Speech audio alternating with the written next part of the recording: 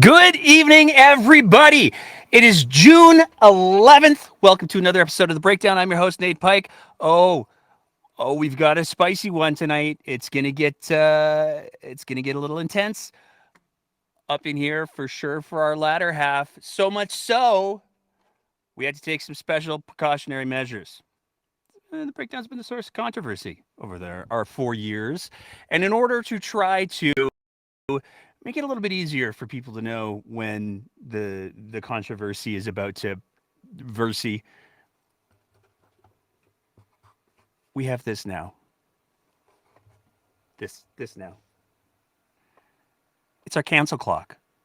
It's kind of like one of those doomsday clocks, but it's to let you know when we're getting dangerously close to getting canceled here again at the breakdown. As you can see, it's currently 10 minutes to midnight. As we go through the show, though, that's almost for sure going to change because we're going to be leaning into some hot bed issues tonight. But we're going to start off with the lighter stuff, as we like to do, because there has been some not terrible things that have happened this week. There's been a lot of terrible things that have happened this week. We're absolutely going to be getting into that, but we're going to start with some positive forward motion, and that has to do with concerns around the air quality that exists in public schools. A lot of people have been raising a lot of concerns since. I mean, it's gotten a lot of attention since the start of COVID, but anybody who went to public school in and around my age probably knows that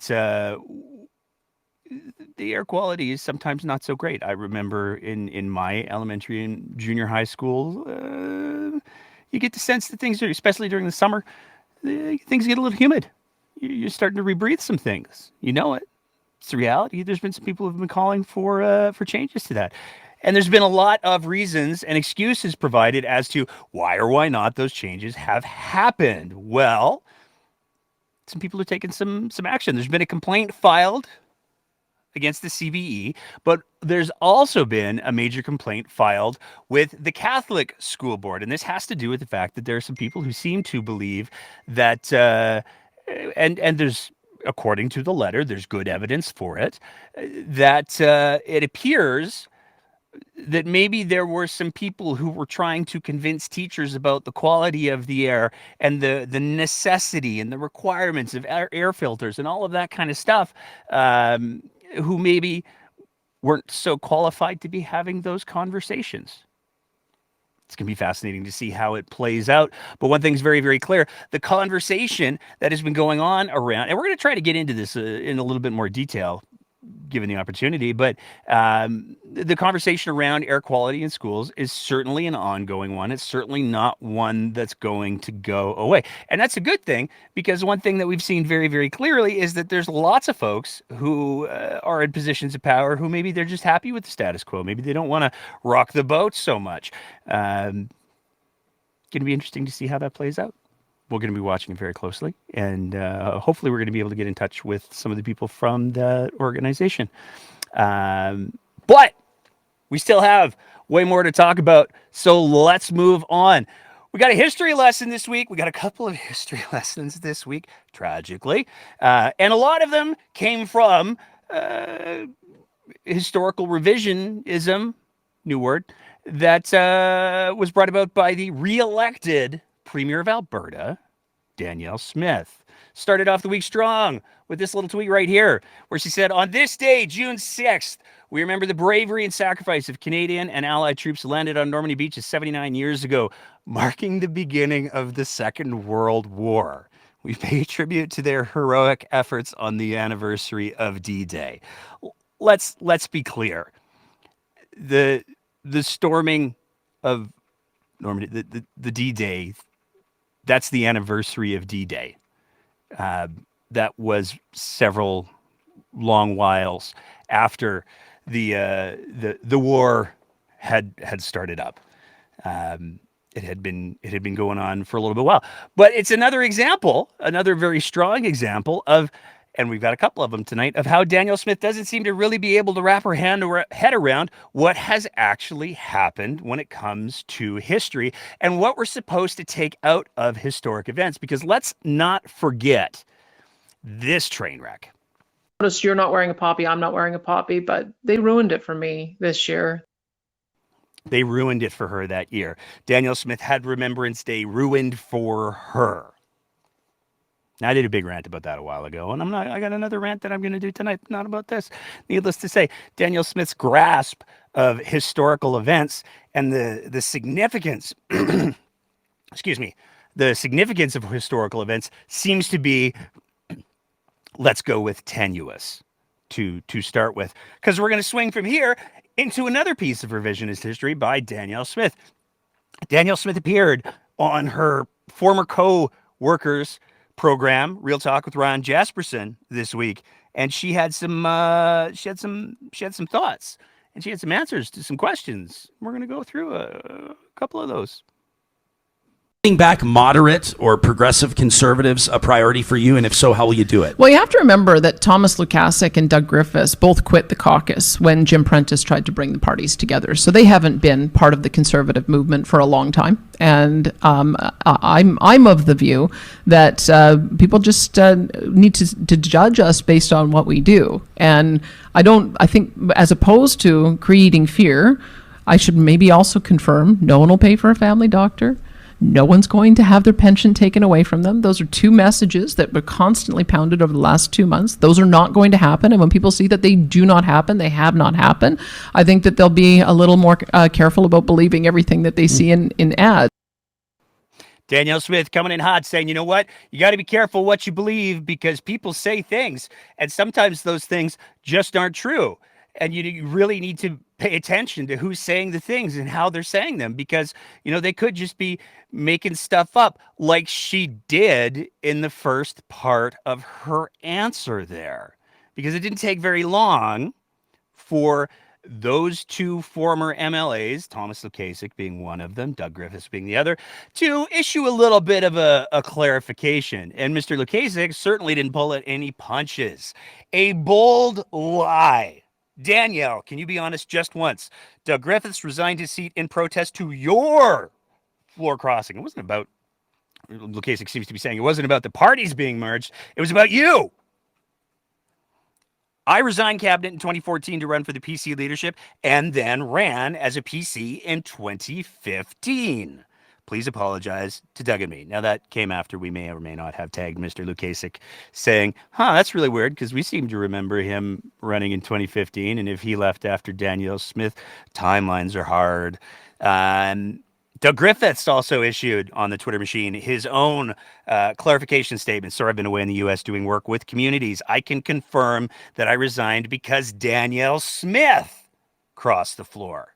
I resigned because she has no integrity. I do not expect her to have any now. None of this is a surprise. So just to kind of recap a little bit there. Danielle Smith says, hey, you know what? You have to judge people based on what they do because you got to have reliable, accurate sources of information. But she spent the first 20, 30 seconds before that literally lying, literally making stuff up. So that sets a bit of a tone, but the tone got worse because, as always, with Danielle Smith, she's just getting started. Expert that we talked to indicates the significant factor that climate change is playing on our susceptibility to wildfire, and on the conditions that lead to these massive blazes earlier and earlier in the season. So how do you reconcile those two? Well, I think you're watching, as I am, the number of stories about arson. And I'm very concerned that there are arsonists, and there have been stories as well that we're investigating, and we're bringing in arson investigators from outside the province. We have almost 175 fires with no known cause at the moment. Sometimes they're very easy to trace. When you have lightning storms, that's easy to trace. When you have a train derailment, that's easy to trace, campfire. But to have 175 fires that we don't know the cause of, that's unusual. But the conditions that allow the fires to grow as big as that, whether or not somebody starts, a human carelessness leads to the start of the fire, the conditions under which that fire can grow to such a massive degree. We've had wildfire experts on the show telling us that arson is not a leading cause of wildfires based on the science. Well, I would say that we have to do a better job as government in making sure that we're building fire guards, because I think that the issue that we had faced is there's a lot of communities that we know from what happened in Slave Lake and what happened in Fort McMurray, that you have to make sure that when a forest fire begins, that it doesn't jump over into a town or a city, because that's when you end up with real trouble. So Danielle Smith does an excellent job of completely not answering the question that she was asked. What Mr. Jesperson appeared to be asking Danielle Smith was, hey, so do you acknowledge that the fire season is worse, the severity of the fires is worse because of the amount of combustible material, and that combustible material exists because of climate change, which is something that the experts are very, very clear on. An easy way to think about it is if you spill half a cup of gasoline on the ground, it doesn't matter whether or not somebody flicks a cigarette butt into it or drops a match into it or a lightning strike starts it. Because of the limited amount of fuel that exists, the fire's only going to get so big. But if you have liters and liters and liters spread off across the ground, and then one of those things happens, the fire's going to be that much worse, which is the point. We are seeing drier and drier conditions, not just in Alberta, but across the globe, where, because of those drier conditions, when fires start, for whatever reason, the fires are way, way worse. Danielle Smith's response to that in that conversation was, well, we need to do a better job of fighting fires. We need to have fire guards, because when these fires start, she didn't address the underlying question that exists around, okay, so this is happening because of climate change. How do we deal with that? Do you acknowledge that? She didn't acknowledge it at all.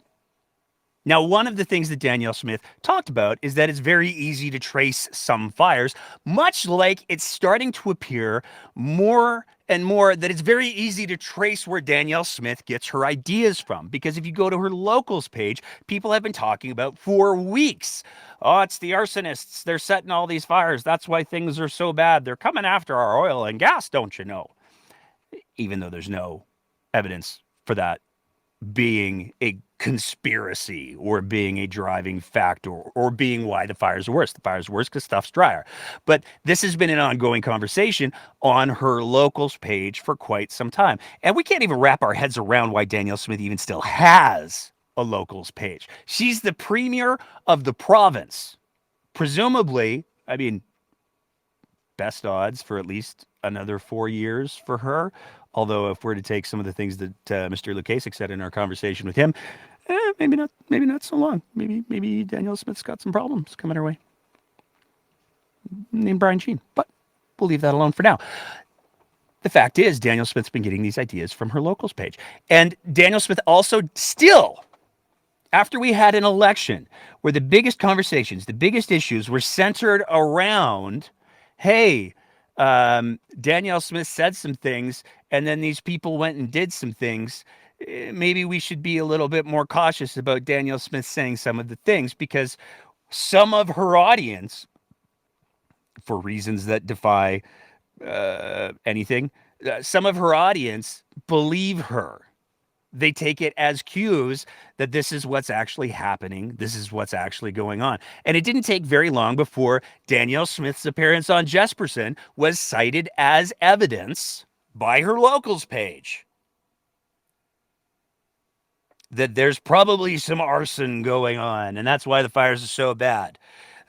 User at Webster21 from Danielle Smith's local page said, first of all, linked to Mr. Jesperson's podcast, and then said, taking quotes from Smith, but we have 175 fires that we don't know the cause for. That's unusual, Smith said. We've had experts on the show telling us that arson is not a leading cause of the wildfires based on science, Jesperson said with a little sort of, I'm not sure about that emoji. Smith told Jesperson she thinks he is watching the same number of stories about arson in the province as she is. I'm very concerned that there are arsonists, Smith said. So the tail is wagging the dog at the same time as the dog is being eaten. The dog is eating its own tail.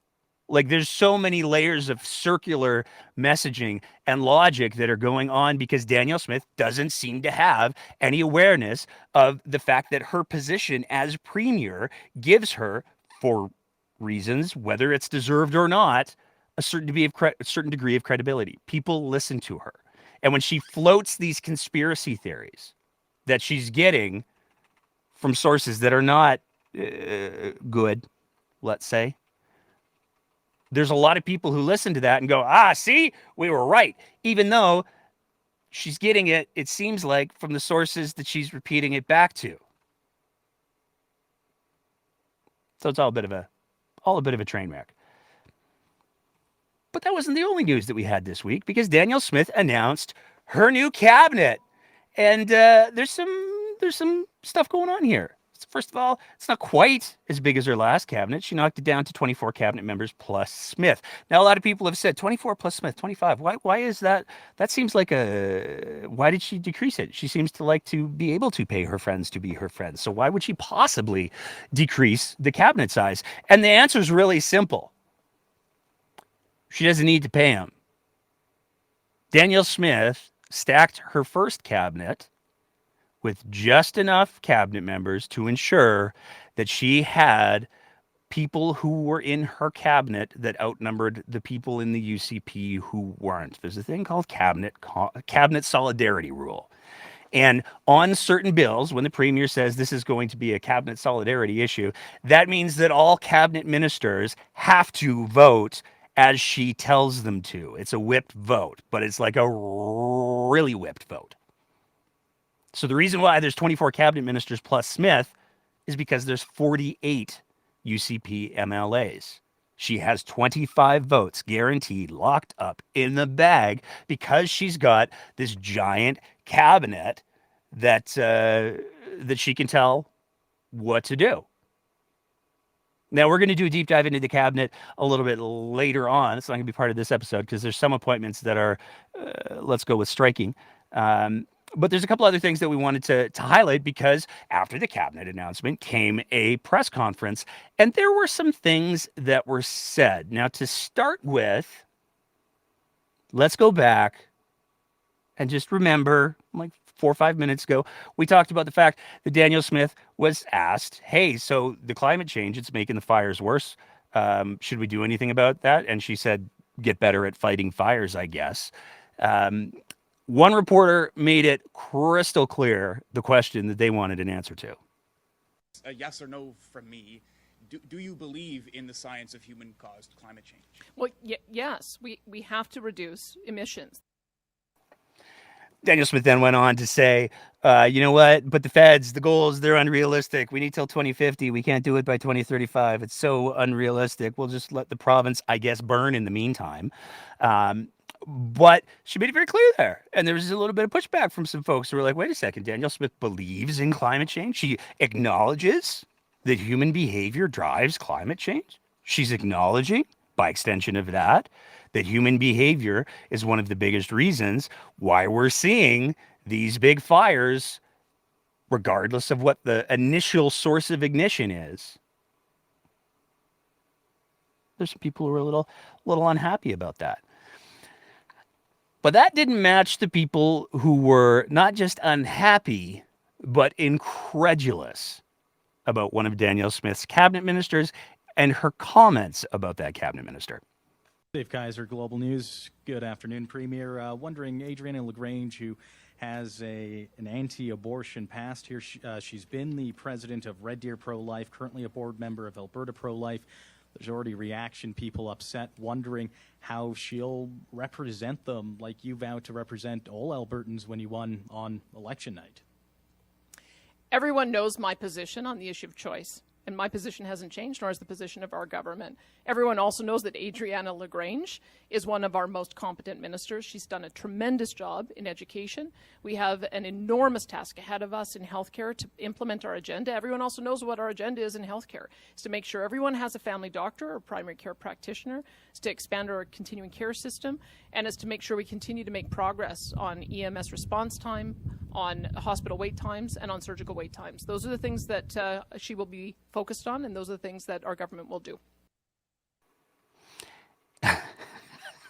It's such a spit take moment. It's one that I can't. I've been trying. I practiced today. I was going to try to do this with a straight face, but I just can't. Adriana Lagrange is one of our most competent cabinet ministers. Is a really bold statement to make, because either that's another classic Danielle Smith, I don't know, lie, or the bar has just gotten so much lower. Adriana Lagrange was determined by the ethics commissioner to either be lying or have a memory that was unreliable. And we know that because the ethics commissioner did an investigation into exactly how it was that one of Adriana Lagrange's constituents and donor companies was able to get a chunk of the mask contract when masks were first announced, that they were going to be given, two masks being given to every kid who was returning to school. Now we just re-released that episode. So if you're listening to the podcast version, or if you're watching this, just go back one video back, and you'll see it's all there. We actually mashed together 3 episodes in order to put the whole story in one place. It's only about a half an hour, but it's pretty damning stuff.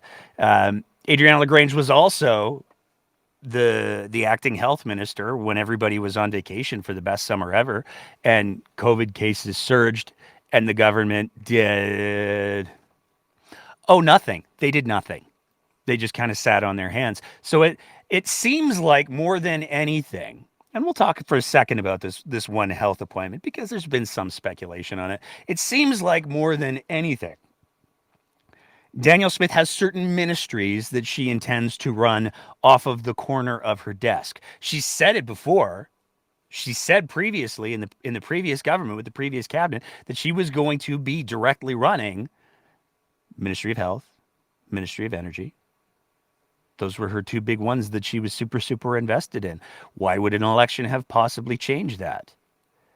So does it make sense to put somebody in the Ministry of Health who's going to be a strong advocate for a public health care system, or does it make sense to have someone who does pretty much what they're told? A lot of people have been dumping on Adriana Lagrange, saying, oh, she was the one who ran the curriculum.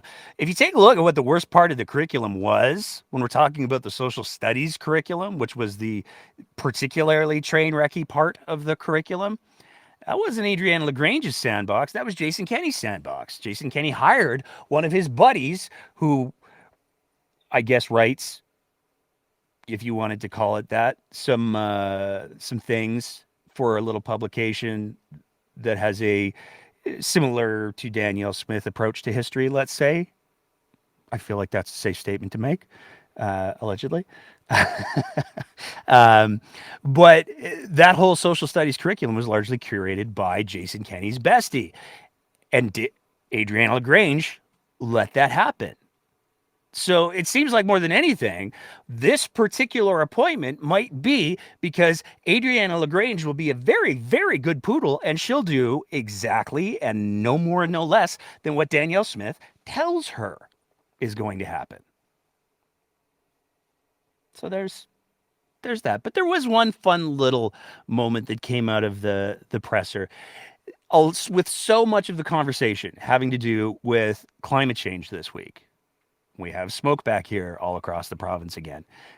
There was international news coverage where people in New York were being a little bit irritated because they were getting some smoke. And apparently, I didn't know this was possible. But apparently the air quality in New York got worse. I didn't know that could be a thing, but apparently it did. So there's people who are in New York who were upset about the fires. So the fires that are going on in Canada, the wildfires that are going on in Canada, are literally making international news right now. It's been a big part of the conversation. And it seems like a lot of politicians on all sides of the spectrum are doing everything they can to dance around the issue. So when this little moment happened during the press conference, it's just too good to not share again. Students who have joined Alberta in the last few years, especially in Calgary and Edmonton. So what's your plan to help the school boards meet that growing demand? Well, I think one of the things we have to remember is that from 2014 until very recently, we were seeing people leave our province. We had 39 consecutive months where people left our province, and because of the policies that we implemented, people are excited to move here again. and people are. Now, for those of you who aren't watching the video version, you're not getting the full gimmick there, because Rick McIver, who incessantly wears sunglasses at press conferences, and we've made some jokes about that. There are a couple of other MLAs, or I guess ministers, who are wearing sunglasses at press conferences, but it's a pretty basic rule of communications that when you're facing the public, putting up barriers, it creates some questions. So it's a great little bit. It's worth watching. If you're listening to the audio version, you should totally just check out our Twitter feed, because we put it up as a separate tweet, because it's so awesome, because Rick McIver has to move out of the sun. That being said, it's time to move the clock up a little bit here, because we're about to get into it. 5 minutes to midnight on the cancel clock. I think we might hit midnight tonight. Because the next thing that we're going to talk about is Pride. Because it's Pride Month in Canada. We've been talking about this a little bit off and on. And it's been a fascinating little week so far. Well, week and a half, I guess now. There's been some interesting reactions to Pride. We're going to talk about some of those. But before we do, we need to get into a little bit of history. Because Pride is many, many things to many, many different people. It's important to highlight that Pride originally started as a protest. What was it protesting? That's what we're going to talk about in a sec. It's also evolved into a celebration, because those protests did drive change. But there's some things that we need to sort of put in context before we get too far into things.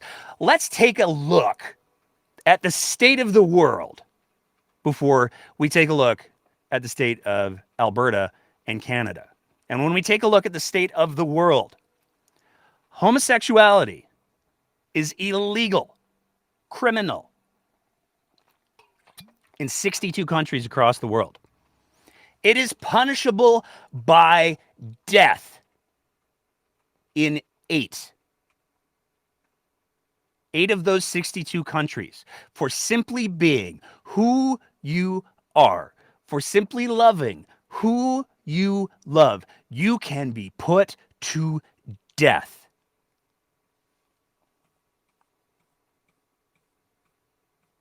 Same-sex marriage is legal in only 55 countries and territories. One of the other ones we have to talk about is the fact that you can change your legal gender in 103 countries and territories, but of those, 34 require surgery. So in order to change your gender, to transition, in order to have that legally recognized, it's not enough to do hormone therapy. You have to get the surgery before these governments will acknowledge your gender change. This is the world today. But I think that the most important one to highlight is, again, in 62 countries across the world, it is illegal to simply be who you are. And in 8 of those 62, they will put you to death. That's the reality. That's the world today. These are the stakes that we're talking about. Now, there's a lot of people who go, but we're in Canada. It's fine. Well, when you take a look at Canada's track record, it's not so fine. Up until 1973, homosexuality was considered to be a mental illness. Treatments that were used to treat homosexual orientation included electroshock therapy, conversion therapies, and lobotomies, where they would literally remove parts of people's brain to fix the gay. Being gay in Canada was illegal until 1969. And you might think to yourself, it's criminal. How, well, it was a different time. From 1803 to 1869, it was a capital crime. So if you're expressing in any way, if you're feeling in any way, any kind of horror or shock or revulsion that there are 8 countries in the world that will kill people for being gay, 150 years ago, Canada was one of those.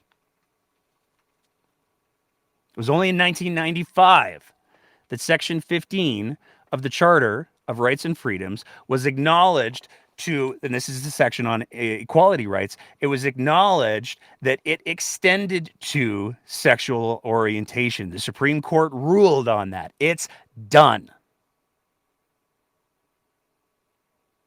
People's sexual orientation, their gender, is protected by the Charter of Rights and Freedoms under Section 15. Period. End of sentence. So you might be feeling pretty good about, well, Canada, we've made some progress. Same-sex marriage in Alberta only happened in 2005. And it didn't happen easily. Because in the year 2000, Ralph Klein invoked the notwithstanding clause to block same-sex marriage in Alberta. The only reason why it flipped in 2005 is because Klein read the room and realized not only was he going to alienate a lot of voters if he held on to that point, but he wouldn't win a Supreme Court challenge. And the way that the notwithstanding clause works is from the moment that you say, for cultural reasons, we're going to tap out of this part, you get 5 years. It's only good for 5 years. And after 5 years, it's got to be renewed or challenged in court. Klein decided not to do that. And it's only because Klein's notwithstanding clause invocation expired that gay marriage became a thing in the province of Alberta. Like I said at the beginning, Pride's roots. And I want to be clear. I know I'm the cisgender, middle-aged, straight white guy talking about Pride. I got to be clear. We have people who work on the background of this show. This is probably one of the most thought out little rants that we've done here. And it's not just Nate speaking for Nate. This is Nate speaking on behalf of members of the team here.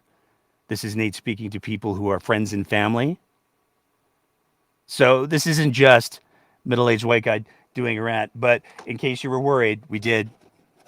It is still 5 minutes to midnight on the cancel clock. We're about to hit midnight, though. Pride's roots lie in protest. The whole reason Pride is a thing is because when we talk about the state of the world today, where you can be killed in 8 countries simply for being who you are, there's still work to be done. There's still plenty to protest. And when we take a look at Canada's history and how Canada has treated the LGBTQ2S+ community since its inception, where from 1803 to 1869, it was a capital crime. You could be put to death in Canada simply for being LGBTQ2S+. Pride is a protest of those things, but it's also a celebration of the fact that the ideals that Canada aspires to have generated some progress. You can get married as a same-sex couple now in Canada. It is not criminal to be LGBTQ2S+. That is progress that has been made. And not only does that progress speak to simply righting injustices, it also speaks to how Canada does the business of trying to be a better Canada. And I've got to be clear, we still have work to do. I've said that over and over again. I will continue to say it because we do have a lot of work to do still. But there has work that has been done. The systems, the Supreme Court said, no, even though it isn't explicitly named in Section 15, the intent is there. It's protected. Go wait in the car. The systems that make Canada work work. It speaks to the ideals about what Canada is supposed to be. It speaks to the ideas that Canada is supposed to be a country where people from different cultures, different faiths, different backgrounds can peacefully coexist together. Sometimes we don't do a great job of it. But those are the ideals that Canada strives for. Those are the ideals that need to be celebrated. And those are the ideals that, in part, Pride celebrates. Which brings us to what we're all here is pretty sure is about to be midnight. Because we do have to talk about the audio leak that happened this week. Well, I'll tell you, you were out to lunch. If you think it's acceptable to not show up because you think there's some pride activities going on at school, right? Oh, that's fine. You know, because I'm going to show my opinion by hanging out at the mall.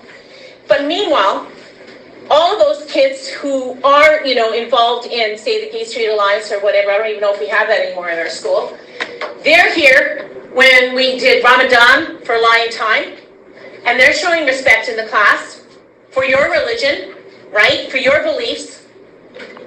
It goes two ways. If you want to be respected for who you are, if you don't want to suffer prejudice for your religion, your color of skin, your whatever, then you better give it back to people who are different from you. That's how it works. It's an exchange. And it isn't like that in all countries. As I told you, in Uganda, literally, if they think you're gay, they will execute you. If you believe that kind of thing, then you don't belong here. Because that is not what Canada believes. We believe in freedom. We believe that people can marry whomever they want. That is in the law. And if you don't think that should be the law, you can't be Canadian. You don't belong here. And I mean it. I really mean it. And it's not a joke, Mansour. I said back and forth. You want it, you got to give it. It just makes me angry. Sorry, I'm a little worked up. Now, that teacher even acknowledged at the end of the clip there, she's a little worked up. Before we get into the clip, there's a couple things that we have to highlight. We don't know what came before it. We don't know what came after it. We don't know what the context is. All we know is that this is a recording that occurred in a school in Edmonton where this teacher was expressing her frustration, ostensibly to her students, that there were kids who decided that rather than go to school because Pride was being acknowledged, they were going to go hang out at the mall, apparently. Now, there's a lot to unpack in this clip, but before we do, we have to take a look at what some of the responses were, because the school organization absolutely put out a response. So this is from the Londonderry School. And the letter reads, "Dear parents and guardians, many of you may have heard an audio recording of a teacher at Londonderry School circulating on social media channels. I want to emphasize that the views expressed by the teacher do not reflect the values of acceptance, inclusion, and belonging that are so strong at Londonderry School. We know that words matter and they have the ability to bring us together and also divide us. I want to assure you that we're addressing the situation accordingly. As I shared in my last message, we recognize Pride Month and National Indigenous History Month in June. Our school community is incredibly rich and diverse, and I'm inspired by it every day. The diversity and sense of belonging at school enriches student learning and experiences. Throughout next week, Pride Week may be mentioned during the daily announcements as a way to highlight activities. There may also be materials like posters in the common areas of the school, as well as some of the activities for those that wish to participate. Pride Week is an opportunity to reflect the importance of being kind and accepting to all people. Students of all ages deserve to have their unique families and identities represented positively. So if you have any questions or concerns, please feel free to reach out to the school." Now, the last 3/4 of that letter aren't terrible. But the first part is maybe not the best framing of things. Because in the first part, where they say the views expressed by the teacher do not reflect the values of acceptance, inclusion, and belonging that are so strong at Londonderry School. What that teacher, based on the recording that's available publicly, what that teacher seemed to be saying is, you know what? We do have values of acceptance, inclusion, and belonging in Canada. They are embedded in the charter. There's a thing called social contract, which is when you agree to get the benefits of being part of a society, you also agree to the rules that exist within that society. It has been pointed out in other places that this teacher was very clearly, and she even acknowledged it herself at the end of the video, she's pretty fired up. But when we take a look at the history of Canada, when we take a look that for almost 100 years, it was a capital crime to be LGBTQ2S plus in Canada, there's a lot to be fired up for. Now, she used in that recording the example of Ramadan. She talked about the fact that the school recognized Ramadan and taught other kids about what Ramadan was. And it's not okay to have your beliefs, your culture, your identity represented, and then to rebuke and disavow and refuse to be part of the conversation, to express intolerance of who are LGBTQ2S+. That was the example. That was the only place in that entire rant that she said anything in any way affiliated with Islam. But it provoked a pretty big response from some members of the Islamic community. One thing I want to be clear on before we go any further: if Islamophobia is the fear of Islam, I can't help but think that to not be willing to have this conversation, to not be willing to entertain these questions for fear of outrage, to not be willing to take a step back and say, hey, was it Islamophobic though? For fear of outrage, for fear of cancellation, that represents a particularly ugly form of Islamophobia. But let's go to one of the responses. The NCCM, or the National Canadian Council for Muslims, tweeted this out. We are greatly concerned after an audio recording is circulated of a teacher engaging in deeply Islamophobic, inappropriate, and harassing behavior towards Muslim students at Londonderry School in Edmonton. This is unacceptable. While we know that the school administration has apologized for this behavior, we will be following up to determine what steps are being taken to challenge hate and discrimination. Now, before we go any further, we want to be clear. We reached out to the NCCM. We sent them an email 4 days ago. And we said, hey, we'd like to get some clarification here. We'd like to get a little bit of background on what precisely it was about what this teacher said that was deeply Islamophobic.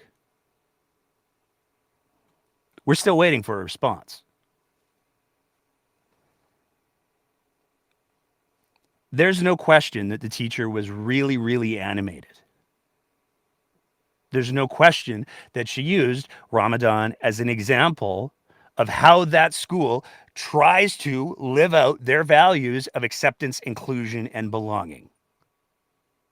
And she was asking the question, why do you feel that it's appropriate that we observe and we try to educate in the spirit of tolerance as Canadians? We try to learn about what's going on with all the other parts of this place that's called Canada. You don't get to just check out of that. And it's a very false equivalency for a lot of reasons, because we looked and we couldn't find any records where in Canada, for someone being Muslim, now there's all kinds of problems going on in Quebec, and there's been some really horrifying things that have been said about head coverings. We've made our position on the show very clear about that before. If somebody wants to wear religious garb or head covering, and it's their choice, then it's their choice, and it's none of your concern.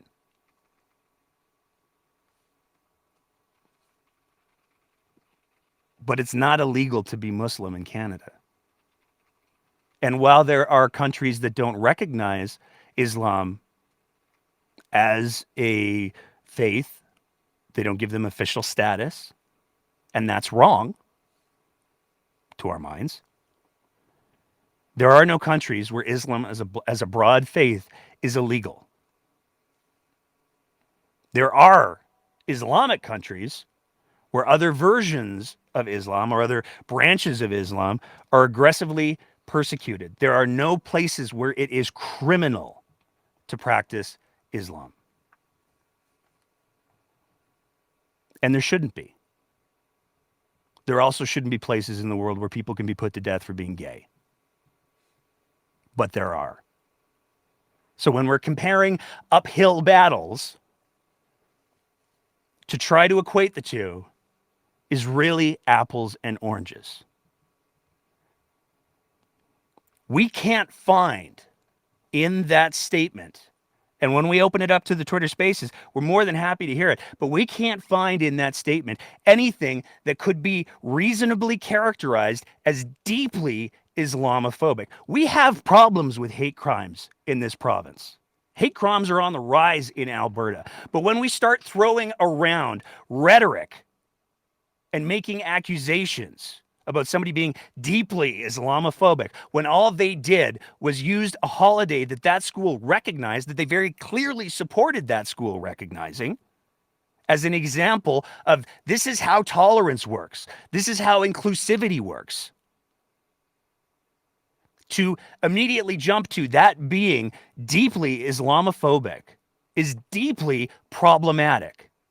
Because there are people in this province, especially around our capital city, who are being assaulted for wearing religious clothing. There are people who are being viciously and violently targeted because they're Muslim. That is unacceptable. And it should be condemned by absolutely everyone. But it doesn't mean that anytime anyone mentions anything that has to do with Islam, that it's Islamophobic. This teacher was clearly arguing for tolerance. The question at the core of this is, do we believe that the values that make Canada, Canada, and all the things that Canada aspires to be are worth defending and advocating for? Public schools are responsible for a lot of things. Some of those things include teaching core Canadian values. It's in the curriculum. One of those values is tolerance. To suggest, even passively, that passionately arguing for tolerance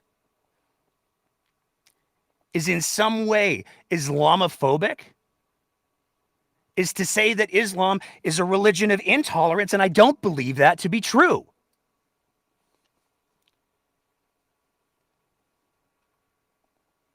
I want to be clear. I believe, as does everybody affiliated with the show, in freedom of religion, and so does the Charter. The same section that we talked about earlier, Section 15. That section that affords members of the LGBTQ2S+ community the protection of the Charter also affords religion the same thing. We're also talking about a public space and the notion that any religion inside of the borders of Canada gets to be intolerant of public spaces of other Canadians for simply existing is antithetical to Canadian values. There's no record of anyone telling these kids, any of the kids in the school, that they couldn't be Muslim. But as we heard from Thomas Lukasik, he was getting, because he used to be the Minister of Education, he was getting messages from people who were saying that parents were pulling their kids out of schools so that they didn't have to be exposed to the gay.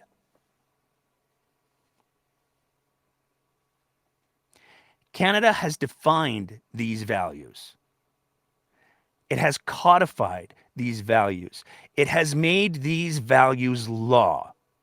And if you have a problem with these values, then you have a problem with not only the Supreme Court of Canada, who have upheld these laws, you have a problem with the values of Canada. And that is not representative of all of the Muslims that we talked to this week. And when we open the spaces up, if anybody wants to tell me how I'm wrong or tell me how the people that we spoke to this week are wrong, we're all here to hear it. But this weaponization of religion has to stop. Here's a really easy way to know whether or not you're on the right side or the wrong side of an issue. When the convoy folk are spreading memes that show the backs of a crusader and the back of an Islamic warrior facing this wall of the gay, and they've got their swords drawn and they say together, that's a really good sign that it's time to pump the brakes. There are a lot of people who believe and who practice Islam from a place of peace, from a place of tolerance. Those people need to be speaking out a whole lot louder than they are right now, quite frankly. Because when you have organizations like the NCCM who are putting out these hyperbolic statements that minimize the severity of what actual hate crimes look like, and that target a teacher who was trying to argue for the values of acceptance, inclusion, and belonging, and whose apparent only sin was the fact that she used the example of, like we did for Ramadan. She could have used any number of other holidays. She could have said Halloween. She could have said Easter. She could have said Christmas. There's no shortage of holidays and religious dates that are recognized in the school system that she could have used. And you have to ask, would this conversation be being framed as Islamophobic if she had used any of those examples? If she had said Easter or Christmas? Would we see the Catholic Church saying, hey, you know what? That was offside, y'all.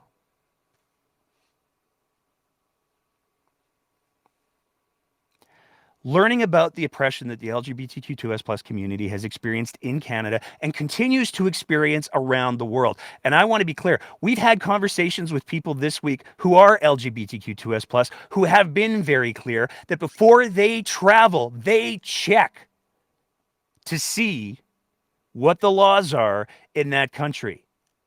Because if they get found out for being gay in the wrong country, they can be put to death. Learning about this oppression is no different than learning about any other form of Canadian history. As the saying goes, those who fail to learn from history are condemned to repeat it. When we have parents withholding their kids from school, when we have kids in schools apparently choosing to go to the mall instead of learning the history of Canada, learning the history of pride, learning how when you stand up for human rights, you're not just standing up for one demographic. You shouldn't be. when we have kids who are choosing not to learn those lessons, we are setting ourselves up for the fact that they could very easily be choosing to repeat those same mistakes that are ongoing in the world. I know I've said it a bunch of times already, but I'm going to say it again. Homosexuality is illegal. It is criminalized in 62 countries, and it is punishable by death in 8 of them. Pride is a celebration, but it's also a protest. And there's still a lot of things to protest. There have been a lot of stories this week and a half about Pride events being disrupted. There's been a lot of stories this week and a lot of examples about people taking their pickup trucks or their muscle cars and doing burnouts on Pride sidewalks. That happened here in this province. The intolerance is very much here. And here's the thing that everybody needs to realize. Certain groups have more privilege than other groups. And I recognize I got a boatload of privilege. That's one of the reasons why I do the show. That's one of the reasons why I stick my neck out. That's one of the reasons why the council clock is set to midnight right now, because I know what's coming my way over the next 4 or 5 days. But I can use my privilege to make the argument that, yeah, I'm not gay. They're not coming for me, but I still have to care. I still have to speak out against intolerance. Yeah, I'm not Muslim, but I still have to care. I still have to speak out against intolerance. This notion that we can exist in a society where we just get to pick and choose who we're going to treat with respect is toxic. For us to function as the country that Canada aspires to be, we have to be willing to learn about all the other people that make up this country. We have to be willing to listen to their stories. We have to be willing to acknowledge how in Canada there has been and continues to be oppression against certain groups. And if we're not willing to acknowledge that and listen to that, then we are fundamentally disregarding the codified legal values of what it means to be Canadian. And that teacher's not wrong. Because if you've made the decision that you're going to turn your back on the values of Canada, you have broken the social contract. You are rebuking the things that Canada is trying to be. And you are, by your own choice, saying, I don't want to be a part of this society. That's not the country, I think, that any of us want. And that's our scheduled program. At this point now, we're gonna open it up to the floor. We're gonna see where this goes. I haven't taken a look at the speakers yet, so I'm just gonna quickly take a quick look to see if we have anyone. It doesn't look like we have anyone yet, so I'm gonna reissue the invitation. If anything that I've said here tonight you take umbrage with, if you think that I'm factually wrong about any of these things, if whether or not you want to talk about the whole Pride Islam thing, whether or not you want to talk about the Danielle Smith doesn't know history, or whether or not you want to talk about I'm going to take a shot in the dark that maybe we're going to be talking about the question of the air quality, and then we'll go from there. So we have, I could be wrong. I seem to recall, though, that one of the signatories for the letter that went to the Calgary Catholic School Board in regards to the air quality was a PhD of the Dr. Ed. I have what appears to be a Dr. Ed ready to be as a speaker, so let's see whether or not I'm reading the tea leaves right. Dr. Ed, what's going on tonight? Hey, Nate, can you hear me? I can hear you. Fantastic, sir. Fantastic. Thank you so much. And yeah, I'm the Dr. Ed on the complaint. Perfect. So I appreciate the opportunity to speak a little bit on this issue.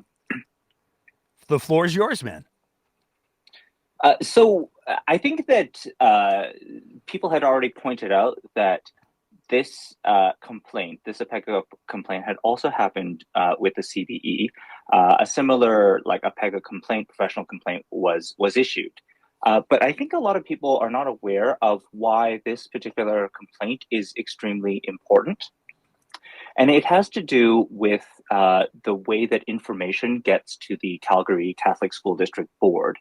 That is, on December 5th, 2022, the CCSD held a special board meeting to determine the illness mitigation strategy in light of Calgary Children's Hospitals being over capacity. You probably all recall this story.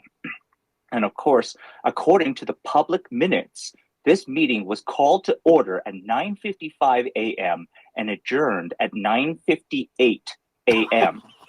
So 3 minutes was how long they spent on our illness mitigation strategy.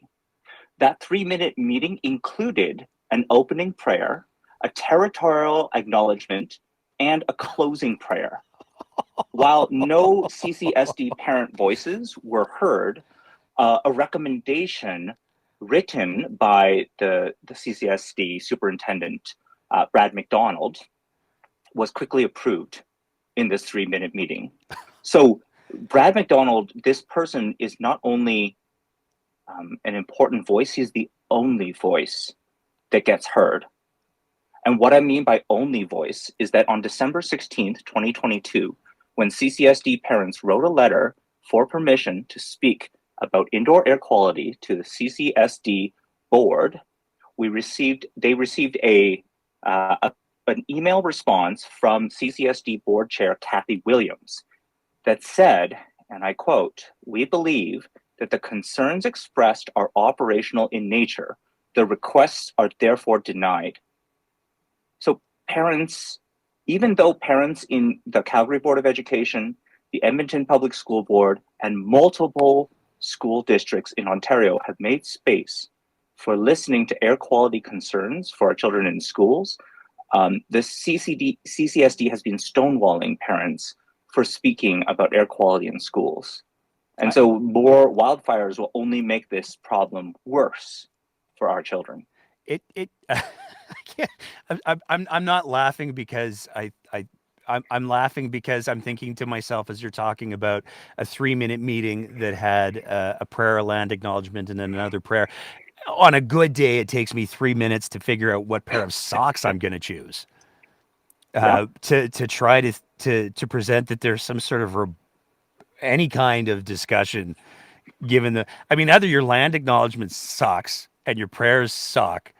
Even if you go down that road, there's still not enough time to have any kind of informed.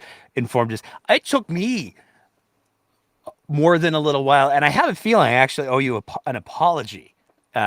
Because I think you called in a while ago and you were talking about carbon dioxide levels, and I was like, I don't really get it. And then I did some reading after because I was like, I didn't get it. I didn't understand what you were saying. But I think what you were trying to say, and please correct me if I'm wrong, if it was you, and if it's not, then this just got all kinds of awkward. But if it was you, I think what you were trying to say is that the higher levels of carbon dioxide show that there is worsening qualities of recirculating air. It means that less and less air is being recirculated. Am I getting that right now? Yeah. So this is the thing about fires is during all of the Calgary, like the fires in Calgary, I'm not sure if a lot of people know, but every single HVAC system in Calgary Catholic was turned off for the duration of 3 days, where carbon dioxide levels reached approximately 5,000, close to 5,000 ppm, which is just like, it's not even like safe, not even close to safe kind of conditions. And that was in every school. But the worst thing was that they never told any parents about the changes that they had made to the HVAC system. They didn't tell us that everything was turned off. And when we asked, why did you turn off these systems? What we were told was, well, it smells smoky outside and people don't like the smoke. And so as a result, like every single child in CCSD was hotboxing inside their schools. And so I think like if they at least told us that, hey, we're going to be turning this off, we could have told all of our children to wear masks or to do other things to protect ourselves. But that option was never given to any of our children. And this is why this is so important. It's because no one has a say about indoor air quality except for Brad. He is the one and the only, like the buck stops with him.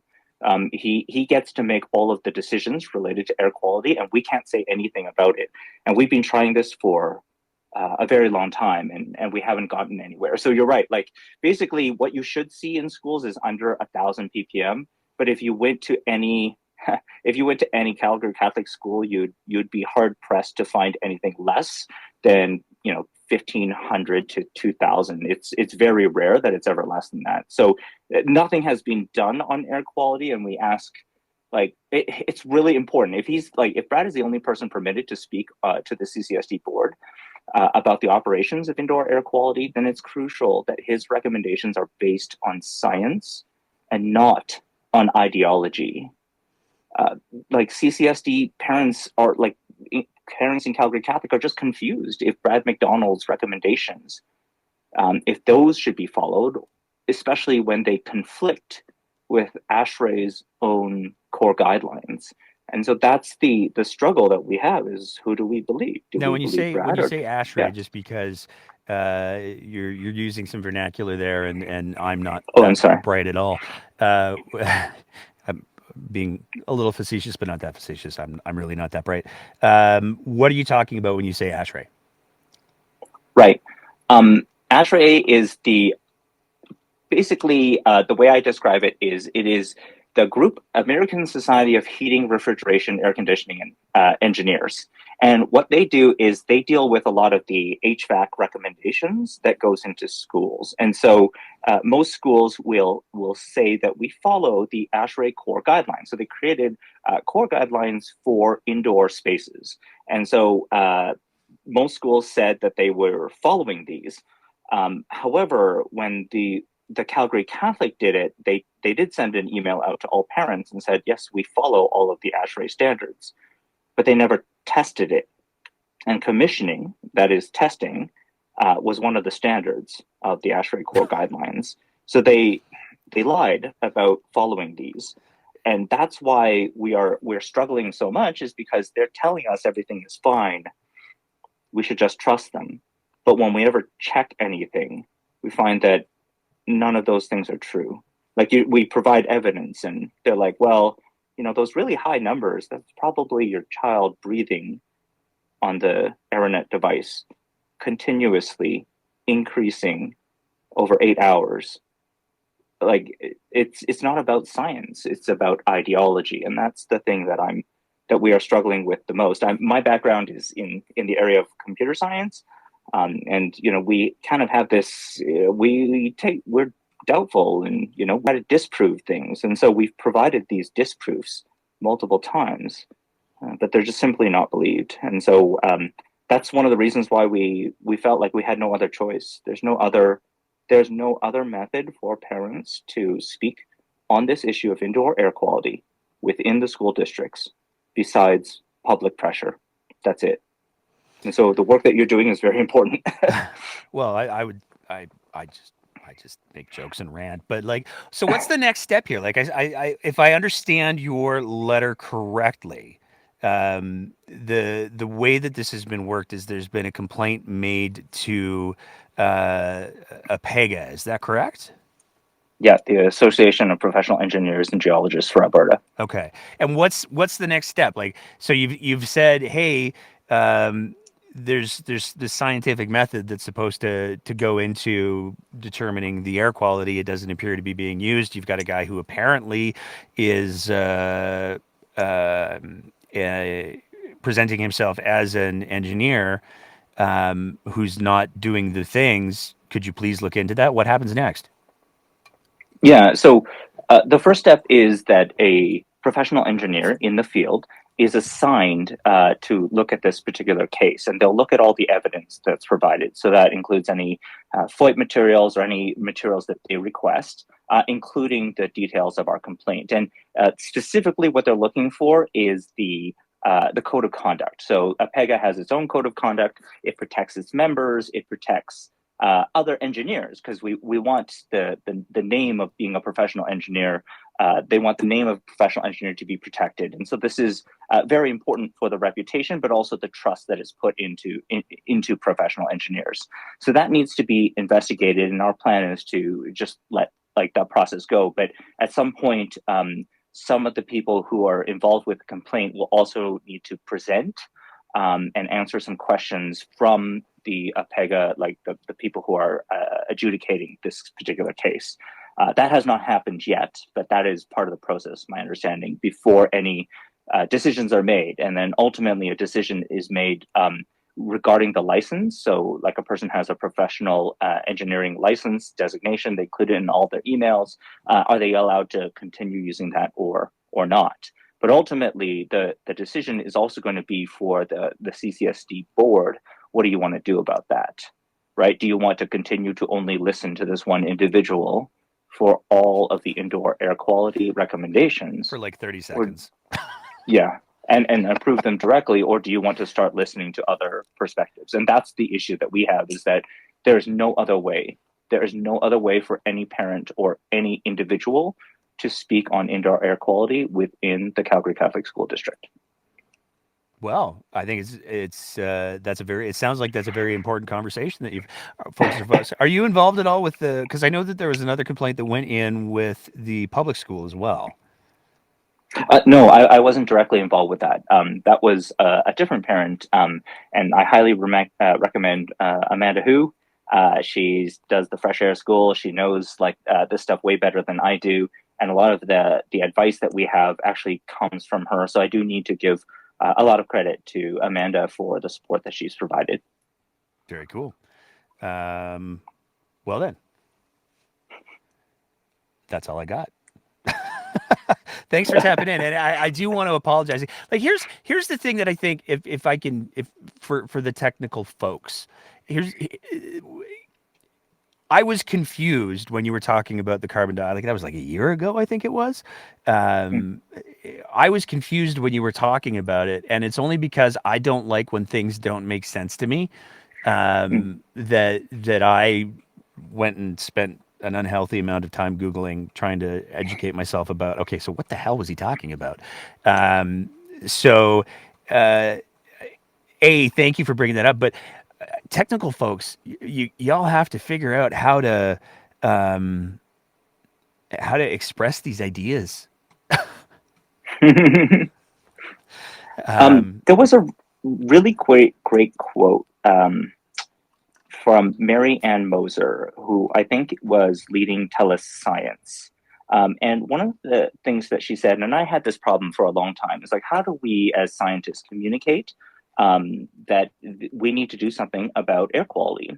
And I think one of the things that she mentioned was, if we go back to the days of smoking. So smoking was a big issue. We were trying to prevent people from smoking more. One of they tried all sorts of it's bad for your health and all this measurement, blah, blah, blah. And nobody really believed it. But it was actually the marketing campaigns that said, you know what, this is exactly what big tobacco wants you to do. Right? Like you think you're like rebelling against the man by, smoking, and you're doing so well. But the reality is you're just working into the desires of a corporation. And that apparently worked really, really well for young people. And I think we need to put the same kind of messaging in when it comes to air quality. It's like people are pushing these things. Why do you think they haven't been pushing better air quality, those kind of things? There's entire industries that benefit from people constantly getting sick, people constantly, say purchasing masks for themselves. There's a whole industry around this. And so I think maybe when we start exposing a little bit more of, this is what they want. They want you to be in these cycles forever. I think that we may be able to get a little bit more understanding of why things are the way they are. Yeah, to me, it seems like the biggest theme is that they just don't want to. It's one of the lines that I like to use is the first step in solving any problem is admitting that you have one, and I think that there's certain folks I mean, we certainly saw it around COVID. Cough, Adriana Lagrange cough, and I didn't even mean to do the cough bit. That just happened. But there's certainly folks who are willing to go, I don't want to deal with this problem. So I'm just gonna la la la. Uh, and it seems like this is another one of those issues, because I imagine that, especially in some of these older schools, addressing the air quality issues is going to require some backwards engineering that I suspect wouldn't be done for free. And I think there's probably some people who don't want to own that particular problem. Well, within the Calgary Catholic School District, I know that there was a proposal for installing HEPA filters in every school that worked out to about $2 million. And I want to be clear, like, the money is not and has never been the problem for CCSD. They take in $680 million a year. Their budget for just maintaining schools is over 10 times the amount that you would spend on things like HEPA filters. And I want to be also very clear that that $2 million amount would have easily been saved within the first year just from teacher absences. Like, we have spent so much money just on trying to find substitute teachers because they keep getting sick. So it feels like this is not a money issue, and it never was. It was always an ideology issue. It was people believing that ASHRAE is wrong. That's ideology. Or people believing that, all HEPA filters are just politics. That's ideology. That's where a lot of this problem comes from. It has nothing to do with money. It has nothing to do with the science. It has nothing to do with the numbers. It's just like, I choose to believe this, and I'm not going to change my mind ever. I don't care what kind of evidence you provide. What kind of numbers doesn't matter to me. I mean, I know that I've been veering all over the religious lanes tonight, but it seems to me that there might be, and I don't remember the exact chapter and verse, but I recall there being a phrase about it to the effect of, it would be better for someone who would bring harm to a child that they have a millstone tied around their neck and thrown into the ocean than mess with my wrath. I feel like maybe that could be an applicable guideline here. Well, one of the groups that has been supporting this a lot is the Catholics for Safe and Caring Schools. And a lot of their principles are based off of Matthew 23, which was how Jesus kind of rebuked a lot of the Pharisees. Like, we've been talking a little bit about the gay, like the LGBTQ events that have been happening. And Jesus was surprisingly chill about those individuals. He was surprisingly chill about even the prostitute, for example, because he knew that these are people that are doing this because they're in a situation, in a society that was created. One thing that he was not chill with was the people in power who are making decisions that cause this type of harm. And so his focus was on justice, was on providing mercy to these individuals, and faithfulness. And so I do believe, as Catholics, this is the kind of ministry that most closely aligns with the messaging we're getting from the Pope. And I believe that it's where we really need to head if we want to continue to have Catholic education in the future. Like, they're worried that maybe, some parents speaking up is going to destroy Catholic education. But let me be clear, we as parents make zero decisions, and we have zero say about anything that happens within Calgary Catholic. It will not be what parents say that cause Catholic education to disappear. It will be the decisions of the Calgary Catholic School District Board that will be the thing that ultimately terminates Catholic education, because they refuse to listen. They refuse to listen to those voices. And so I see that as the biggest existential threat for Catholic education in Alberta. Fair enough.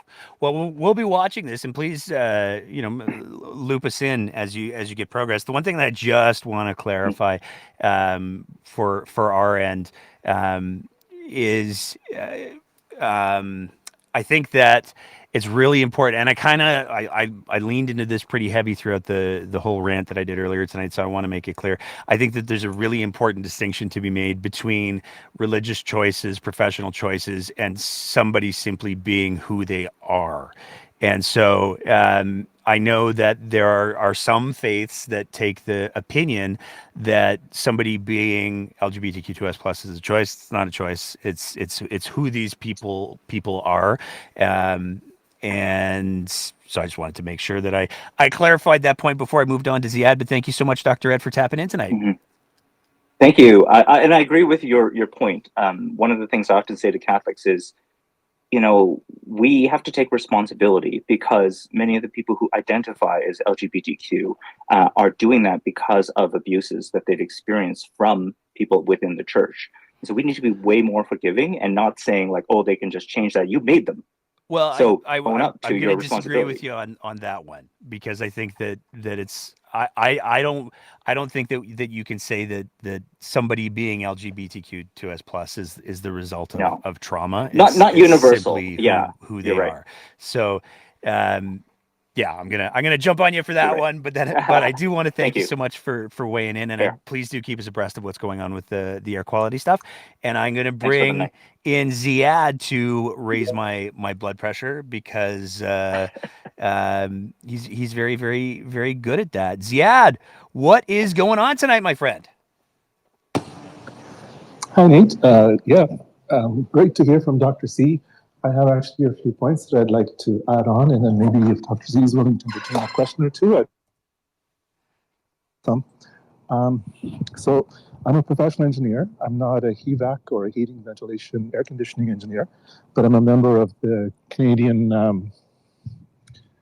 Aerosol Coalition. Gosh, the exact name just escaped me. But I wanted to add on a couple of points to Dr. C's points. So CO2, I'm standing out in the parking lot right now and it's smoky, but if this was fresh mountain air, we'd have 420 parts per million of CO2 in the air. And when Dr. C spoke about 5,000 parts per million of CO2, over 10 times the natural level, at that level, 1 in 10 breaths you're taking is recycled out of somebody else's lungs. So the risk of getting an infection from somebody else when 1 out of 10 inhales you make is somebody else's output is very high. Fresh air is not just anti-infection, but it, as Dr. C mentioned, lower absenteeism and better academic performance. So somewhere between 1,000 and 2,000 parts per million of CO2, cognitive performance falls. And so a lot of this comes from airline pilots, military pilots testing their performance as CO2 levels go up in the cockpit. Not so much has been done with student performance. A little bit has, and we're seeing between 1,000 and 2,000 students perform poorly on exams. Their memory is worse, their thinking is worse. There was an Italian study connected to the flow rate of fresh air into a classroom and the absenteeism, and they found a direct correlation that the more fresh air you put into a classroom, the less absenteeism you have. In Alberta, unfortunately, our occupational health and safety laws don't protect students. So they protect the teachers, and really it's up to the teachers union to defend the teachers more about stale air or recirculated air in the classroom. But that's where one of the places we could see improving air quality could come from. And the other is with ASHRAE. So there's, as I understand it, there's an ASHRAE standard 62.1, which governs air quality within a building, but it's primarily centered on comfort, and the building industry has a great deal of influence in that, especially in the United States where air conditioning bills are high. So their standard, if you could call it, is based around comfort, not based around the amount of recirculated or fresh air.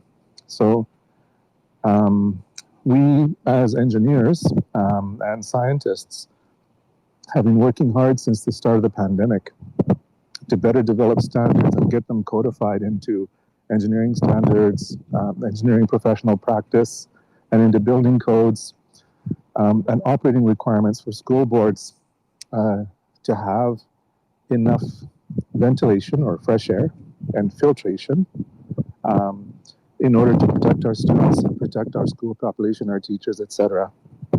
And another one of the benefits that comes from this is less need for mask and better equity for people that's who what have that's what I was just going to say. Is lower, it seems lower to resistance. me that if you're going to make the argument that we have to keep schools open, damn the cost, then this would be one of those areas. It sounds like you're falling in a wind tunnel, man.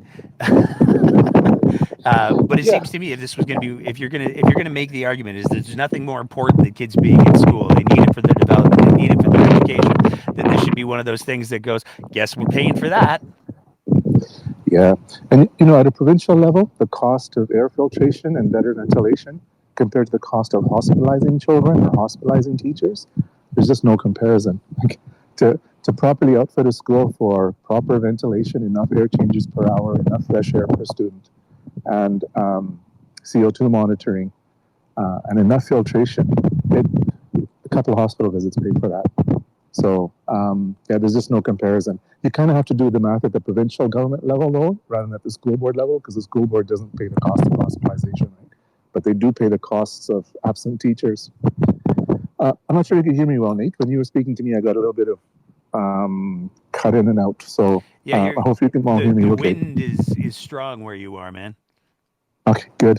If Dr. C, if you don't mind, if I could ask you a couple of questions. Sure.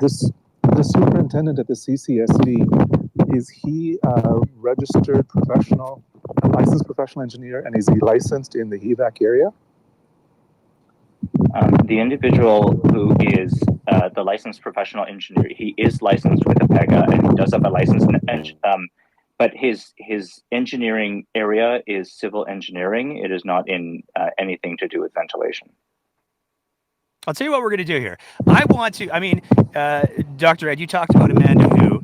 And Ziad, I can tell that you have a big interest in this.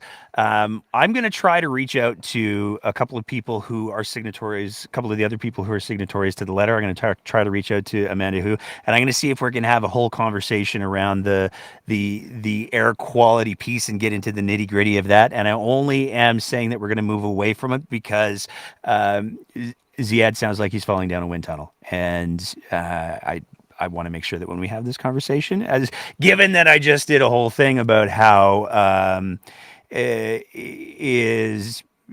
have to have effective communications when we're talking about technical issues. I think if we're going to have a technical conversation, which I'm totally up for, then we need to make sure that it's working in a way that people can hear it. Plus, I have another speaker who's waiting to jump in. So I'm going to open it up to, I think it's Theris. And we'll see what is going on with Theris tonight. Hello. Hi there. I just thought I would comment on the LGBTQ pride stuff. Okay. And I'm not an expert like other people who comment, so I just have my life and my experiences, but I am queer and I do work with adult immigrants to Canada, so I see both of those in a bit of overlap. And I also know from my past, when I was 14 or so, I decided being gay was a choice and it was a sin. So I decided I wasn't gay, and that lasted surprisingly long before I stopped lying to myself. But just to say, on one side, like, I can imagine myself as a 14-year-old kid at that school avoiding a pride event because I couldn't figure out how it would reconcile with my religion. And then when when I hear this teacher and her passion, but what I hear the most is that line, "You don't belong here." And as we listen again, I hear it. She's not calling out individual students and saying you don't belong in this country. which is important, but it does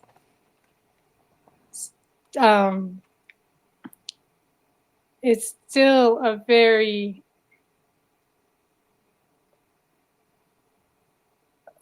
hard to hear sort of sentence that feels to me very anti-immigrant, which maybe it isn't. And I'm not going to say this teacher is, or that's her opinion or whatever, but that's what I hear when I hear it.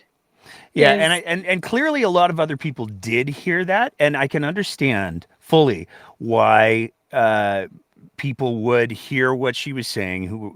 They would hear the frustration and the anger and the hurt in her voice, and go, "Oh, that's she's saying that people are not welcome in Canada." And I want to be really clear. What I took out of and I completely understand, like I said, how people can hear that and go to that place. But what I took out of what she was saying is not, "Hey, we don't want to have immigrants in Canada." I didn't get any of that. What I got was, if you're going to be part of Canadian society, if you want to be a part of Canadian society, these are the rules. These are literally the laws that govern Canadian society. And the if that's difficult to hear, maybe it needs to be said more, because I did not hear at any point her say, nor have I heard any sort of rhetoric saying, we don't want to have Muslims in Canada. If we did hear any of that, if she had said something like that, I want to be very clear, we'd be all over that in a heartbeat, because that is completely unacceptable rhetoric. But I think the part of what happened is she said what needs to be said, in that we have rules in this country. And it seems like, and I think we saw it with COVID, I think COVID certainly exacerbated it.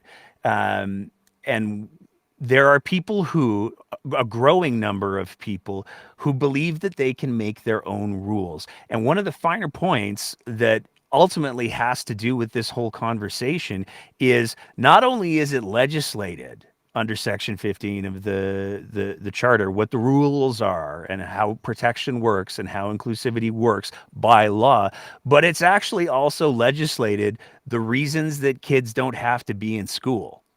And I don't like pride isn't on that list. So if you're going to skip school, if your kids are not, you're actually financially liable if it becomes a problem that the school and the school board believe that it's a big enough problem. It's $100 a day that parents can be fined for their kids not being in school. So the importance of school is, and kids attending school, is made very, very clear through legislation. The importance of tolerance and inclusivity is made very, very clear through legislation. And where I get squirrely is if anybody says, "Hey, you are failing the standards," legal standards. I'm not talking about abstracts. You're failing the legal standards of what it is to be Canadian. You're failing to teach your kids the legal standards of what it is to be Canadian. If we say that, and the immediate response is, "That's anti-immigrant," or "That's Islamophobic," or depending on whatever demographic we're talking about, then the danger that I see is, first of all, that's operating under the assumption that this is a belief that is shared universally. There are lots of gay Catholics. There are, I think there's 1 billion, probably I think it's 1 billion, 2 billion Muslims in the world. Well, if you do the math, if 1 in every 4 people are LGBTQ2S+, there's a boatload, and some of them publicly identify. I'm not going to list off any names because that's not my place, but some of them publicly identify as being gay Muslims. I mean, this is, to say that, saying, "Hey, this is literally antithetical to the values of Canadian." For anybody to say, "Oh, that's anti-whatever," no, it's not. Because you can't present, I don't believe, any religion, any faith as a monolith. because there will be, I mean, take a look at why we have all of these other churches that aren't Catholic, and it's because there was a disagreement. That's just the reality. And so recognizing that in public spaces and in public places, there are rules that exist for how people have to conduct themselves, and advocating for those rules. Again, like I don't make any bones about the fact that she was passionate and she was very clearly angry. I mean, I'm sure there are people who are going to listen to my my little opining tonight and raise concerns about the level of intensity in my voice. But if that's the only thing that we're attacking people for, is the passion for which they're defending Canadian values of inclusivity, of tolerance. If that's what we're attacking people for, it kind of feels like, to me at least, we've lost the plot a little bit. I think something that you clarified for me was because she kind of said along the lines of like, if you don't believe in the law, then you don't belong here. But I think, well, there's lots of laws that say a certain provincial government might be passing right now that I don't agree with. So should I leave Alberta? But it's not just a law, it's the charter. Yeah, like this And isn't making just that Danielle Smith's distinction. Sovereignty Act here. This is a Right. foundational Yeah, you document knew that which one I was defines. talking about. Yeah.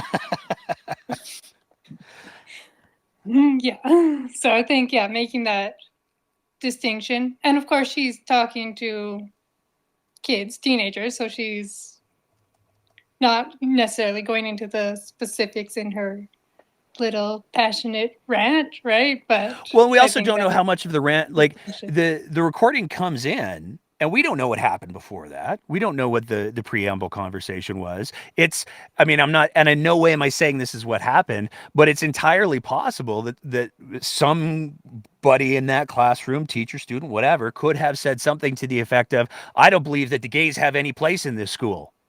And this was part of her response. We have an incomplete picture. And one of the other big beefs that I have with this whole situation is we have people and organizations that are making snap judgments about this snippet of an audio recording, and we don't know what the context is. And when you don't know what the context of a thing is, it becomes very, very easy for people to sort of plant seeds. Because if you hadn't heard that audio recording, and your introduction to that audio recording was the statement that was released by the NCCM, where they said, "This is deeply Islamophobic," you've already pried the pump. Anybody who's listening to that is already going to be listening to it through the one snippet that has no context. They're going to be listening to that through the lens of, well, the NCCM said it was deeply Islamophobic, it must be Islamophobic. And this is why I say, and what I tried to say at the beginning, is that if we can't even have the conversation around, well, but is it Islamophobic? If we can't have that conversation because we're afraid that people are going to cancel us or call us Islamophobes, that to me is the literal definition of the word. And then I'll just add one other little beef I had with your the post that voted on the breakdown was the reference to the oath of citizenship, which is more of a beef with the oath of citizenship, that as long as we're asking people to swear allegiance to the king, I think it's a joke. I don't disagree with you on that, and I have tried to get. I know that there's a current legal action where there's a bunch of First Nations and Indigenous lawyers who are saying, "Well, that's kind of bullshit because y'all colonized us, and we don't really want to swear allegiance to that." I think that there's a much bigger, more nuanced conversation to be had around, well, the monarchy. Yeah. Yeah, I think that's is a different conversation, but I think it's also, I guess it connects it back to immigration for me, because people who grow up in Canada and even children who go through the Canadian school, even if they are not born here, are, well, maybe I take that back. I'm not sure about that one. But definitely people who are born here do not ever have to say the oath of citizenship. That's true. But I would argue, and as much as I personally disagree with the whole monarchy piece, so I'm on the same page with you 100% there. I think that that's kind of garbage. But I would argue that if we're going to say to new Canadians who do have to swear the oath of allegiance, if we're going to say, hey, this is what you got to swear to, and it boils down to okay, let's ignore the monarchy piece, but you're swearing you're swearing that you will uphold Canada, you will uphold Canadian laws, you'll all of that piece. I personally think we need to do a better job.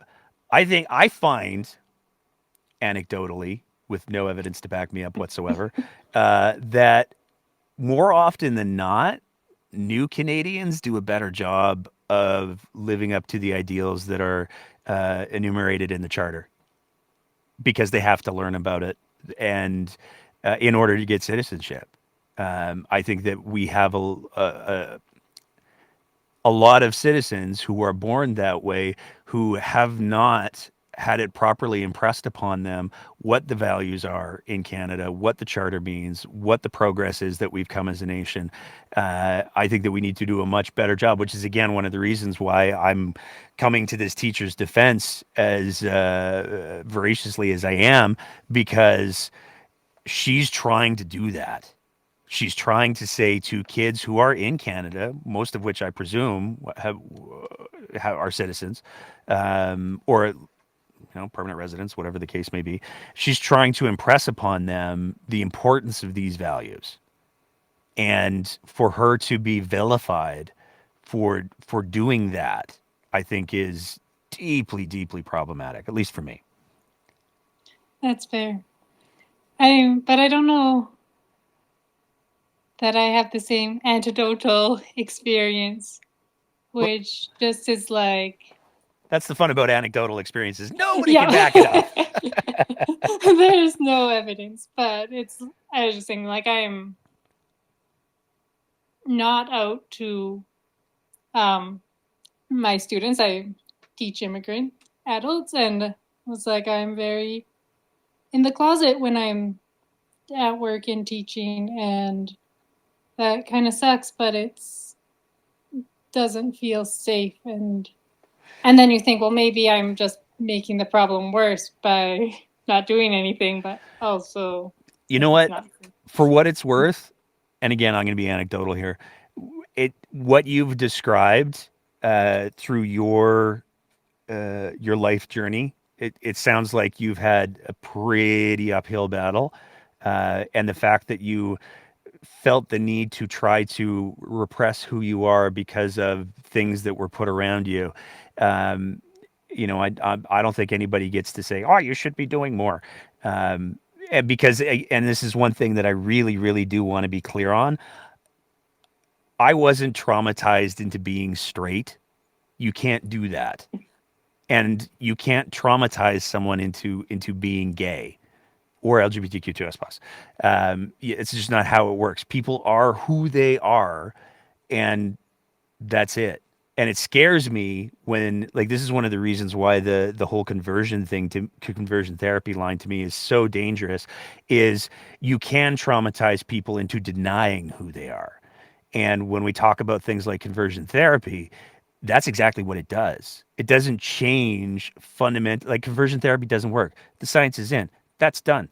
And when you have people who have been the victims of conversion therapy who say, oh yeah, I totally prayed the gay away or whatever, that's not who they are speaking. That's the trauma of the conversion therapy speaking. And, it's to me, I was born straight. It is what it is. But in the same way that I was born straight, I also recognize that there are lots of people who are born a lot of other things, because it's not a binary state. It's a spectrum. And the fascination that society has with saying to people, I need to make sense of your sex life or who you're attracted to or who you love. Like,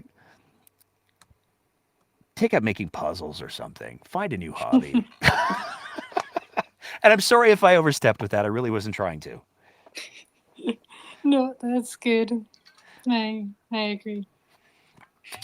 Thank you so much for weighing in and having a conversation, because that is so much. Like, you and I had some points that we differ on, and that's totally okay. But this is the fundamental piece for me, is we have to be willing to have these conversations. We have to be willing to listen to each other and say, hey, maybe I'm getting it, maybe I'm not, or maybe you've presented things in a slightly different way. And I mean, I'll go with what Dr. Ed was saying about he came on the show, I don't know, like a year ago, and he was talking about the whole carbon dioxide measuring thing. I didn't get it, and I took the time to learn. Now I get it. So cool. That's a thing that I learned. It doesn't make me lesser. And I really think that we need to, as a society, disabuse ourselves of the notion that being wrong about something is bad. Being wrong is an opportunity to learn. And I'm going to move on and give Cassandra here the opportunity to tell me how I'm wrong too. So Cassandra, what's going on tonight? Well, I tapped in kind of late because I was at a barbecue, but I was just overhearing and you know, I just wanted to just weigh in on like the whole swearing allegiance thing. We swear allegiance to the king right now because we are a we're a country that is a constitutional monarchy. There is a discussion about whether we should continue to be a constitutional monarchy, and if we cease to be a constitutional monarchy, we will still have to swear an allegiance of loyalty to the country to be like for citizens or for certain levels of public office. Yep.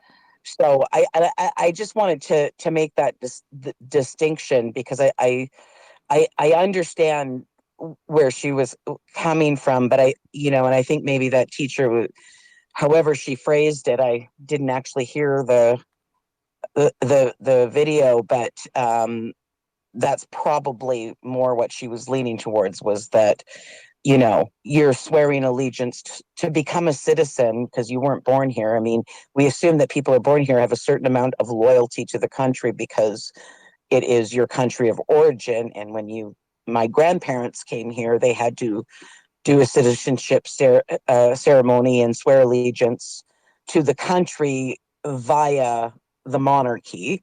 But if we had not been a constitutional monarchy, they still would have had to swear allegiance of loyalty to the country that they were wanting to become citizens of. And I think that that's the important thing, because by doing that, you are acknowledging that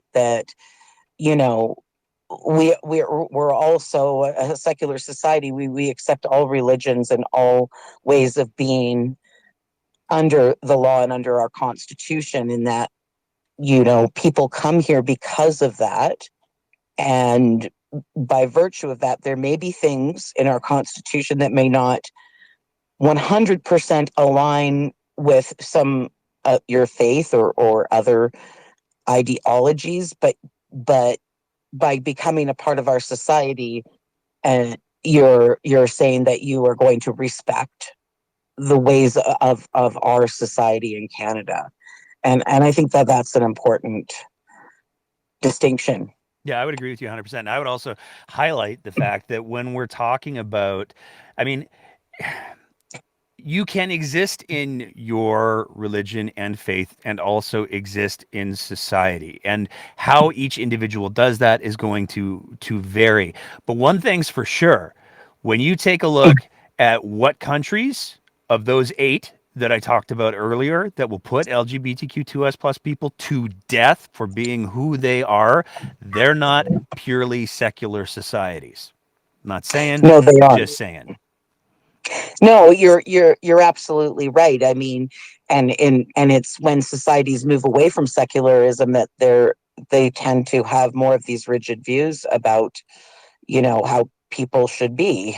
And it tends to also lead to, I mean, I think it's funny because a lot of people think of Canada, because of who the founders of Canada were, as that we're a Christian society, a mostly Christian society, in some ways, and that some maybe some of our common law is even based on that, but any kind of, that's, I mean, we like to talk about the importance of separation of church and state. And I don't know that we have it technically in our constitution like they do in the United States, but we still, we still follow in the spirit of it, and we believe in the spirit of that, in that, and that's what allows us to be secular, right? Is that ability to differentiate, because if when we cease to be secular, then it's not just people, people's gender identification or sexuality or race that become an issue now, because now if you don't if you don't worship the right religion, it becomes an issue, and it's not a very fun rabbit hole to want to go down. And I also wanted to point out that, speaking of, there are Islamic people that are also from the LGBTQ community. One of our favorite former mayors, was one of those people. And, I think that's, I'm yeah, not gonna. I don't think it I'm a big matters. believer in not naming names, because it's not my place to do that. But there is no shortage of examples of Muslim members of the LGBTQ2 plus community, and that's just the numbers game. Like, Well, it is, and I mean, if you think, I mean, I have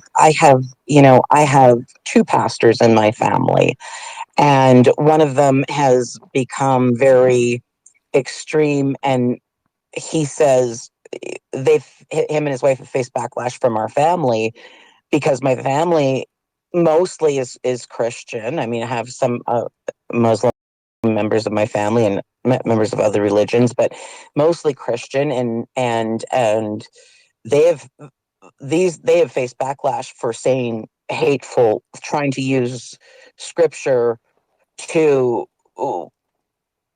flaunt hatred towards the LGBT community, because the majority of my family believe that, God made you, and God doesn't make mistakes. there you go. And so, you know what I mean? And so, all unfortunate, that's the unfortunate thing about religion, is it's often, I mean, if you can, most of these scriptures you can read, and you can ask somebody, well, can you pinpoint, where it says that this isn't a thing? And then when you actually read the thing, and if you use some critical thinking, you might say, well, does it really say that? Because I don't see how it says that. I mean, It's used as a way to, often use religious texts as a way to vilify themselves, and unfortunately use it as a way to confirm that what they're doing is right. Yeah, I always go back, like, to me, any time that you take any religious section or verse in isolation from the greater work, you're setting yourself up for failure. And anybody who disagrees with me, do me a favor. I'm so excited about the next speaker that we have up here. But anybody who disagrees with me, do me a favor and go ahead and Google the West Wing radio host, because it is some of the best writing you will ever see. And I'm still working on committing that whole thing to memory. But thank you so much for weighing in, Cassandra. No problem. All right, I'm going to bring in our next, and I might even go so far as to say, oh no, there's one other person maybe we'll be bringing in. I'm going to bring in our next speaker, because I'm excited to hear what she's going to say. And I feel like it's going to be fiery. This next speaker. I'll full disclosure, huge fan of her, and I would consider her to be a close friend. So I have all kinds of bias, and I'm just going to get out of her way now. Lana Bentley, how are you doing tonight? I'm doing very well, Nate, and thank you for allowing me to call into the show tonight. You and I have had many, many interesting discussions over the years, and certainly what you've created tonight certainly fits with that. You're always curating spaces for people to exchange ideas, so thank you. Nate, I just wanted to thank you for clarifying that the assumption that kids are traumatized and therefore that somehow influences their sexual development. I wanted to thank you for clarifying your position on this so that people who are listening to your show tonight understand that while there can be many opinions on sexuality and gender expression, I think part of what's really challenging right now is that when opinions get treated as facts and go unchecked, I think that can be both dangerous and irresponsible and cause harm to young people. And so I certainly don't want to offer an opinion on anything else that you've touched upon tonight, other than to say that as somebody who is qualified to comment on mental health, that's my career, and who has worked in the area of family violence, I was certainly very pleased to hear you clarify that there can be a variety of different outcomes of sexual abuse, not necessarily leading to a child becoming gay. And quite frankly, it is both exhausting and troubling that the lives of members of marginalized groups continue to be the subject of wild speculation.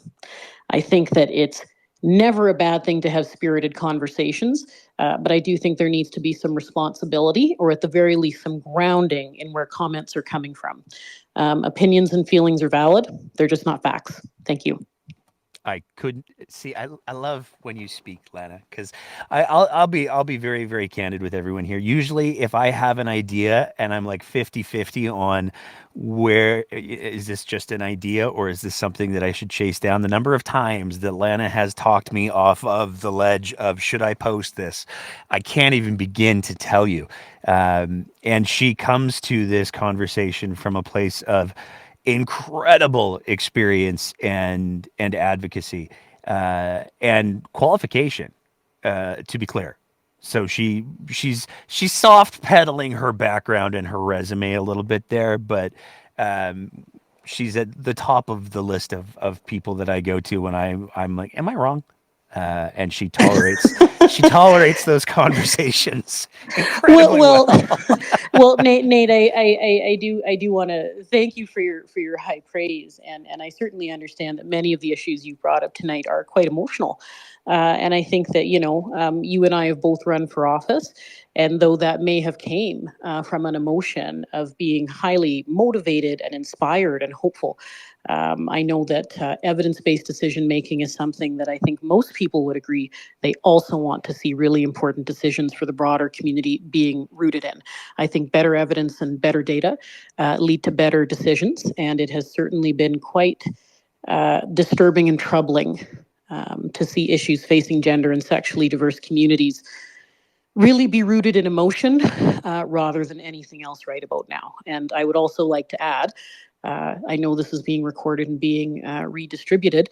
If there are any people from gender and sexually diverse communities listening to your program, which I have every confidence there are, please know that you are okay, you will be okay, and this too shall pass. And there are people out there thinking about you and working towards making sure you are protected and respected. You stole my clothes, Lana. Well, I don't know, Nate. Great minds think alike. You totally stole my clothes. I was gonna end with something similar to that, and now I'm gonna have to reformat it in my head quickly as I bring it to the wrap up because we're coming to the 2-hour mark. We got some interviews coming up. I'm really excited about. We have one that we're recording tomorrow. Fingers crossed. Where we're going to be talking with a very high-profile member of the political scene in Alberta and Calgary in particular. I'm not going to say the name because I never do until they're actually recorded and in the can. But if everything goes great, I am so excited to be bringing that conversation. And then we also have a couple of other ones that are coming up that are going to be a little bit more on the spicy side too. So look for those interviews. Hopefully Wednesday, Thursday, depends on how long it takes to edit them, but they will be up immediately for our Patreon supporters. And this is where I do the quick plug as I rapidly try to reformat my clothes in my head here. All of our Patreon supporters get early access to our interview episodes and the warm, fuzzy feeling that comes from knowing that you're supporting a program that is stressing out some of the political elite in this province. You too could be one of our Patreon supporters for just the price of a fancy cup of coffee every month or less. I mean, we have some Patreon supporters who are on the fancy cup of coffee every 6 months amount. And if that's what you got, that's what you got. And if you don't have that, that's cool too, because we will never paywall any of our content. All of it will eventually be available 3 or 4 days later, because that's how conversations work. We can't hide behind the stuff. So if you aren't able to, and I know that we do have a lot of people who listen to the program who are, the biggest issue in this last election was affordability. There's a lot of people who are dealing with some pretty heavy financial constraints. That's totally cool. You'll get the content eventually. And if you can share some stuff in the meantime, that would be absolutely delightful. The thing that I want to end on is, Lana is 100% absolutely right. And one of the things that has come up, and I suspect at its core, one of the reasons why there are members of a bunch of different communities, when they even hear anything affiliated with their community get mentioned, the immediate reaction is defensiveness. And I think a big part of that happens because there are so many people who are targeting these groups. I want to be very clear. Everything that I've said tonight, in no way, in any shape or form, is to suggest that Islamophobia isn't a thing and it isn't a problem. We have talked about the hate crimes that go on in this province many times on this program. We have talked about how Muslims get targeted. This is not in any way to say any of that. There are a lot of people who are finding themselves in social crosshairs. And as we talked about after the election, it is incumbent on those of us who do have privilege, who maybe aren't quite in those crosshairs or have the experience and resources to effectively stand up against those, to stand beside the people who are afraid because they are being targeted for who they are. And my friend Lana is 100% correct. If you're somebody who's listening to this space is live right now, if you're somebody who's listening to the podcast, if you're watching the video, good for you for sticking around for 2 hours, first of all. But if you're a member of a community that is being targeted, please know that there are a lot of people who are pulling for you. And there are a lot of people who are trying to line up to stand with you.